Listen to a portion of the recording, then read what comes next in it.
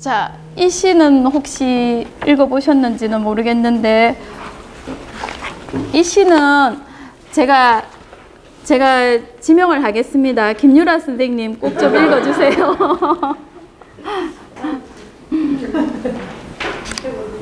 네. 전문 낭송가가 떠있네. 남편 문정희. 아버지도 아니고 오빠도 아닌 아버지와 오빠 사이의 촌수쯤 되는 남자. 내게 잠 못 이루는 연애가 생기면 제일 먼저 의논하고 물어보고 싶다가도 아차, 다 되어도 이것만은 안 되지 하고 돌아 누워버리는 세상에서 제일 가깝고 제일 먼 남자. 이 무슨 원수인가 싶을 때도 있지만 지구를 다 돌아다녀도 내가 낳은 새끼들을 제일로 사랑하는 남자는 이 남자일 것 같아 다시금 오늘도 저녁을 짓는다. 그러고 보니 밥을 나와 함께 가장 많이 먹는 남자. 전쟁을 가장 많이 가르쳐준 남자. 전쟁. 예, 전쟁을 가장 많이 가르쳐준 남자. 어떻습니까? 우리 여기 어머니들 공감이 많이 되죠, 그죠?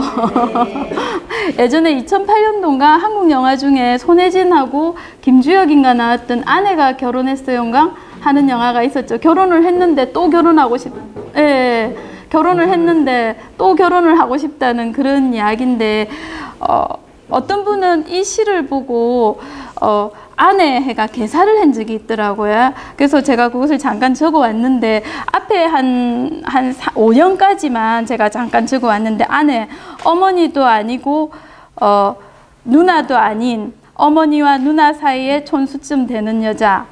내게 여기서는 잠 못 이루는이 아니라 굴러 들어온 돈이 생기면 아차 다 되어도 이것만은 비상금으로 뭉쳐두어야지. 그러니까 남자는 여자들은 정말 이렇게 물론 성차별을 하는 것이 아닌데 여성들은 남편을 되게 편하게 생각합니다. 저조차도 남편을 아버지나 조금 그렇게 편하게 생각을 하거든요. 그래서 마음에 드는 사람이 있으면 정말 이야기하고 싶다는 생각이 가끔은 들어요.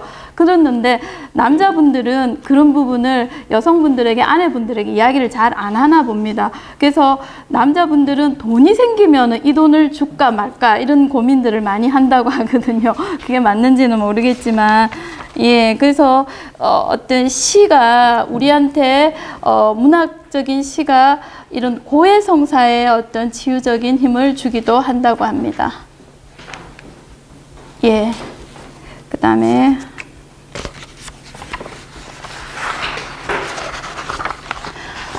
시가 가끔은 이렇게 언유로서 우리에게 다가오기도 하는데 세상에 대한 본질을 우리가 그냥 직접적으로 말로 하기가 참 힘들 때가 많습니다.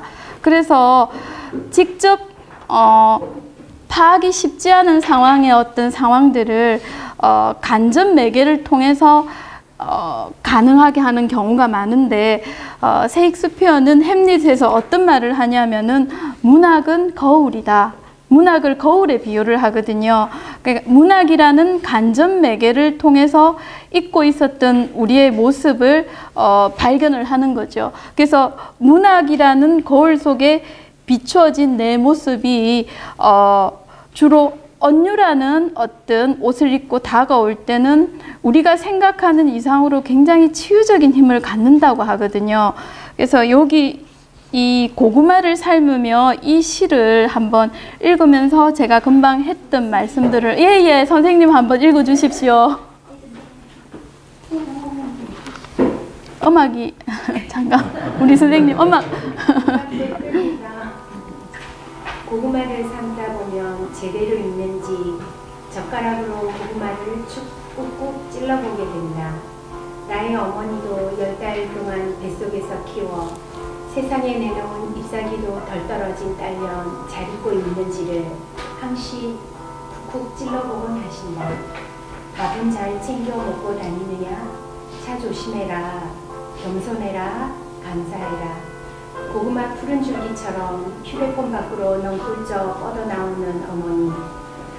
세상에 사나운 일 별이를까봐 사실이 넘어도 서리는 딸려 마음과 영혼 병들지 말고 제대로 읽으라고 핸드폰 속에서 꾹꾹 찔러보는 어머니. 뜨거운 아랫목에서 뒹굴거리며 알았다고요. 귀찮은 듯 대답하는 뜨뜻하게 잘 익어가는 딸려. 네, 아이고, 네, 감사합니다. 저는 2016, 아까 그 김명관 사장님 말씀하셨지만, 2015년, 2016년 계속 바빴습니다. 근데 2016년에 3월 달에 초에 어머니가, 친정어머니가 굉장히 건강하신 분이고, 그 전날 저녁까지 난타를 칠 정도로 건강하신 분인데, 심근경색으로 이제 돌아가셨는데, 제가 이 시를 읽으면 울컥울컥해지는 게, 이제 친정어머니 같은 경우 2월 달에 설 명절에 뵙고 제가 못 뵈었어요. 바쁘니까. 근데 친정엄마가 항상 전화를 핸드폰으로 하시면 되는데, 핸드폰으로 하면 바쁜데 받아야 되니까 집 전화를 하셨거든요. 근데 저는 집에 늘 없었고 애들이 전화를 받았어요. 그러면 엄마는 집에 있으면 랜덤인 거죠. 집에 있으면 전화를 받는 거고, 집에 전화를 못 받으면 그냥 못 받는 거고, 이렇게만 생각을 하신 거죠. 딸에 대한 배려를 하셨는데, 저는 어머니가 돌아가셨는데 어머니랑 마지막 통화를 2주 전에 했거든요. 그리고 어머니를 뵌 것은 한 달 전이었고, 그러니까 너무나 뭐 이렇게 정말 물컹한 울음들이 막 쏟아지는데 어떻게 할 강도가 없는데, 이 시를 읽으면서 굉장히 위안이 됐던 것 같거든요. 엄마 생각이 굉장히 많이 났고, 엄마도 항상 전화해서 밥은 먹고 다니느냐, 아프지는 않느냐, 이런 이야기들을 물어보는데 굉장히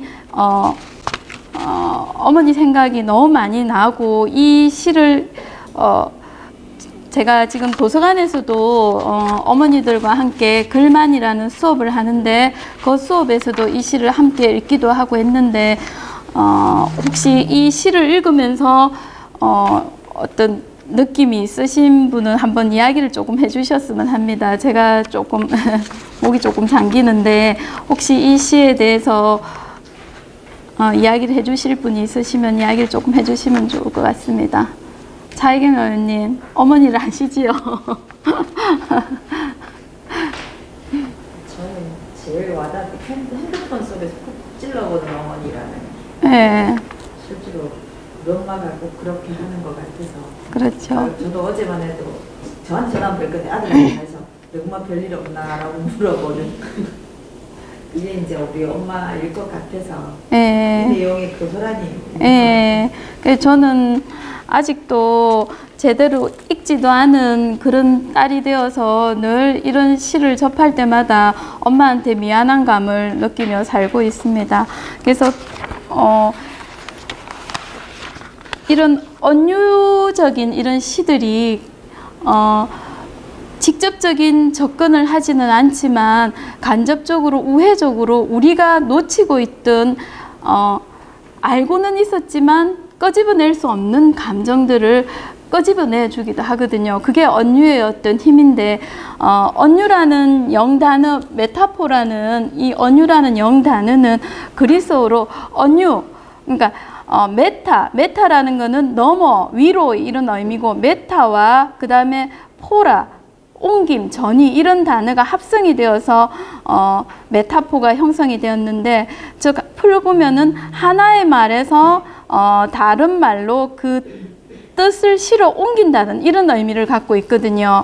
그래서 언유는 여러 언유가 있는데 시에서 가장 많이 사용하는 게 이 언유거든요. 그러니까 명사 언유도 있고 뭐 부사 언유, 형용사 언유, 동사 언유 이렇게 있는데, 그럼 명사 언유 같은 경우는 예를 들어 황금 팔 이렇게 하면 황금으로 팔을 표현한 거니까 명사 언유가 되는데, 부사 언유 같은 경우는 뭐 우리가 동행이란 노래 아직 또 뭐 내게 슬픔이 우두커니 남아있어요. 그러니까 우두커니 남아있다. 슬픔이 우두커니라는 부사로 이렇게 표현되기도 하고, 그냥 슬픔이 남아있다 이랬을 때와 슬픔이 우두커니 남아있다는 천지 차이거든요. 굉장히 이 치유적이라는 말을 하는데, 그 다음 형용사 언유 같은 경우는 뭐 예를 들어 우리가 흔히 말하는 찬란한 슬픔이라든가 아니면 창백한 어둠, 어둠 이렇게 했을 때는 또 다른데, 창백한 어둠 했을 때 어떻습니까? 앞에 어둠과 뒤에 어둠은 완전히 다른 어둠이죠.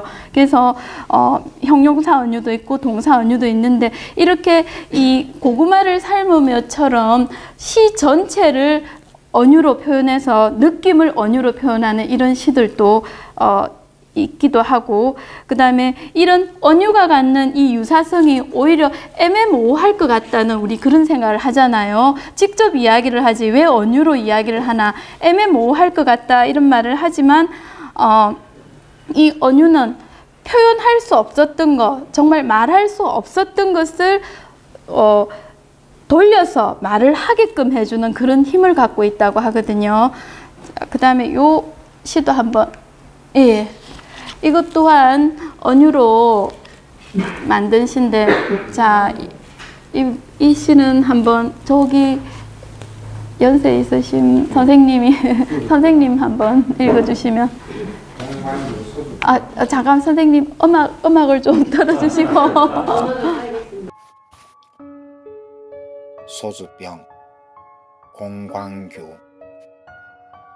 술병은 잔에다 자기를 계속 따라주면서 속을 비워간다. 빈병은 아무렇게나 버려져 길거리나 쓰레기장에서 굴러다닌다. 바람이 세게 불던 밤, 나는 문 밖에서 아버지가 흐느끼는 소리를 들었다. 나가보니 마루 끝에 쪼그려 앉은 빈 소주병이었다. 예, 다들 음색이 다 다르면서도 그 음색에 맞게끔 지금 낭송이 된 것 같거든요.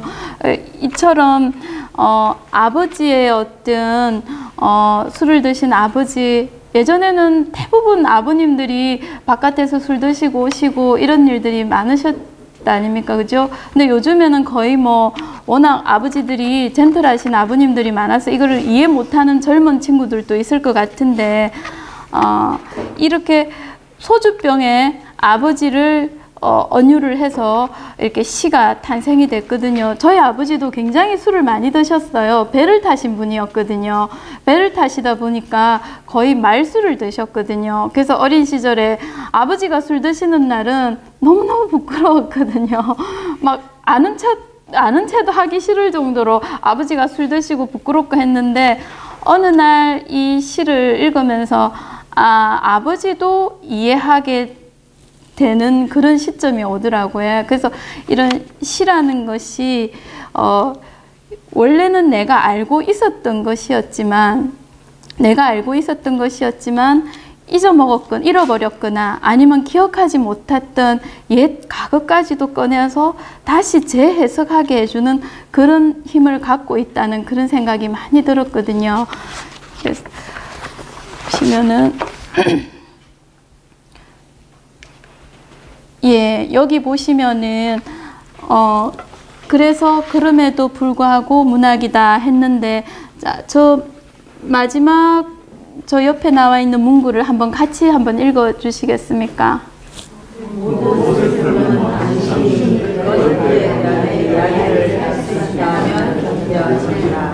예.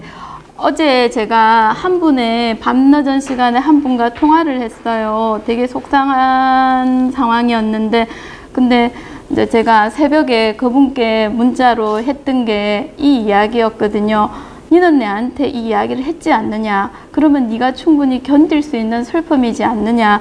정말로 말 못하는 슬픔이 있는 사람들이 있는데, 니는 내한테 어떠어떠하다고 이야기를 했기 때문에 이거는 극복하고 이겨낼 수 있는, 충분히 이겨낼 수 있는 슬픔일 것이다 하고 이야기를 한 적이 있는데, 하필 또 이 문구를 오늘 쓰게 되는데, 잠깐 보시면은 여기 아까 봄이에게라는 시, 모의고사 때 나왔던 넌 머지않아 예쁜 꽃이 될 테니까 하는 이 시를 누구 학생이 한번 읽어주시면 좋을 것 같은데. 이원우 학생. 영어하면 되다. 나 미치겠다. 우리에게 박지성. 지금 내가 어디서든 잘 자랄 수 있는 건 어디로 들어갈지 모르는 바람에 기꺼이 흐름 참을 수 있는 용기를 가졌기 때문이지. 어디서든 예쁜 물레를 피워줄 수 있는 것, 좋은 땅에 닿을 거라는 희망을 품었고, 방 안에서의 여유도 즐길 수 있는 긍정을 가졌기 때문일 거야. 아직 작은 씨앗이기에 그리 조급해하지 않아도 괜찮아. 그리 불안해하지 않아도 괜찮아. 넌 머지않아 예쁜 꽃이 될 테니까. 정말 수능 칠 때 국어 시간에 국어 시험 치지 말고 학생들한테 이 시만 한 10번 베껴서라 했으면 좋겠다 하는 그런 생각이 들었거든요. 이 시는 읽을 때마다. 그리고 자, 이거 2019년에 가장 이때까지 수능 필적 확인난 중에 가장 인기 있었던 이 문구인데, 이 시를 편지 김남조, 혹시 자발적으로 내가 이걸 읽어보겠다 하시는 분 한번 읽어주십시오. 왜 전부 다 고개를 숙이십니까? 현수, 네, 현수가 한번.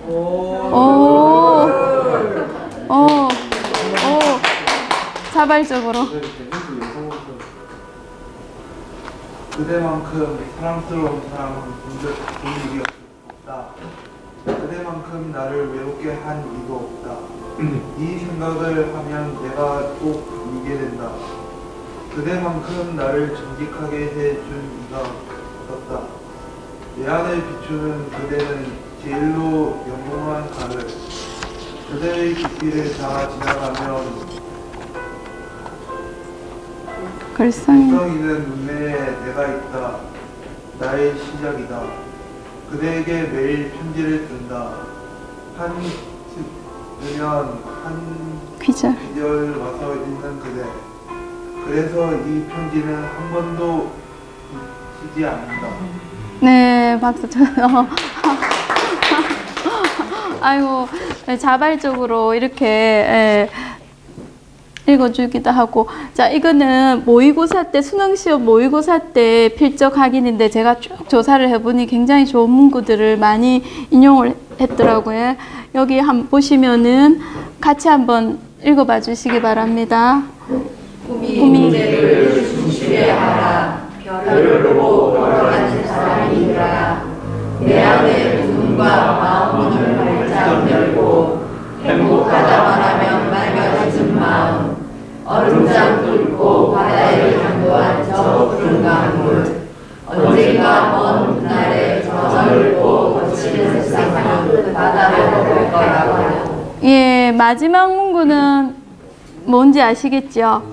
대중가요죠. 예, 패닉이라는 가수의 달팽이인가?